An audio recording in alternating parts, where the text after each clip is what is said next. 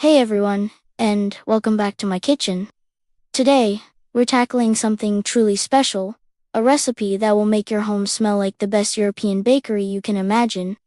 We are going to make authentic, traditional Danish pastries from scratch. Forget those store-bought versions. We're talking about layer upon layer of flaky, buttery goodness, filled with delicious cream cheese and fruit, and drizzled with a sweet glaze. It might sound intimidating, but I promise, if you follow along with me, you'll be amazed at what you can create. This is a labor of love, but every single step is worth it for that first perfect bite. So, grab your apron, and let's get baking. First things first, let's talk about the heart and soul of a Danish pastry, the dough. This is a laminated dough, which is just a fancy way of saying we're going to create hundreds of paper-thin layers of butter and dough. This is what gives us that incredible flaky texture. We'll start by making a simple yeast dough. It's a soft, slightly sweet dough enriched with milk, eggs, and a little bit of sugar. The key here is not to overknead it. We want it to be soft and pliable, but we're not developing a ton of gluten just yet. Once our dough is mixed, we'll let it have its first rise, just until it's slightly puffy.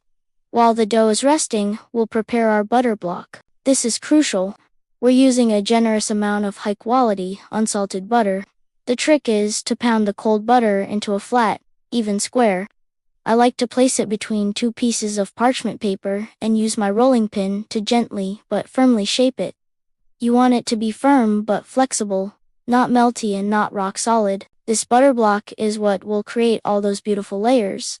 It's the magic ingredient, so don't be shy with it. Now for the fun part. Lamination. This is the process of folding the butter into the dough. We'll roll out our rested dough into a rectangle, place our butter block in the center, and fold the dough over it like a letter, completely encasing the butter. This is called the lock-in. From here, we'll carefully roll out the dough into a long rectangle and perform a series of folds. We'll do a book fold or a letter fold, then wrap it up and let it chill in the fridge. This rest period is non-negotiable. It allows the gluten to relax and the butter to firm up again, preventing it from melting and leaking out. We'll repeat this process of rolling, folding, and chilling 3 to 4 times. Patience is your best friend here. Each fold multiplies the layers, building that signature texture. After our final fold and chill, the dough is ready.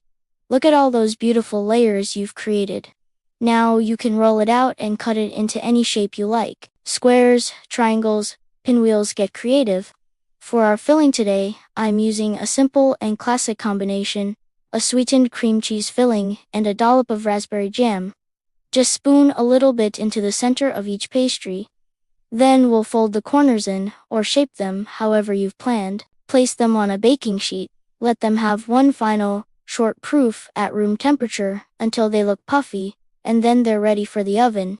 We'll bake them in a hot oven until they are gloriously golden brown and puffed up. Your kitchen is going to smell absolutely divine. Once they come out of the oven, let them cool slightly before we add the final touch. A simple powdered sugar glaze. Just whisk powdered sugar with a tiny bit of milk or lemon juice until it has a drizzling consistency. Drizzle it over the warm pastries, and there you have it. Perfect, homemade, traditional Danish pastries. Look at those layers. So flaky, so buttery, and that filling is just heavenly. Thank you so much for baking along with me today. I hope you give this recipe a try and see that making incredible pastries at home is totally achievable. If you enjoyed this video, please give it a thumbs up, and don't forget to subscribe for more baking adventures. Let me know in the comments what you'd like to bake next. Happy baking!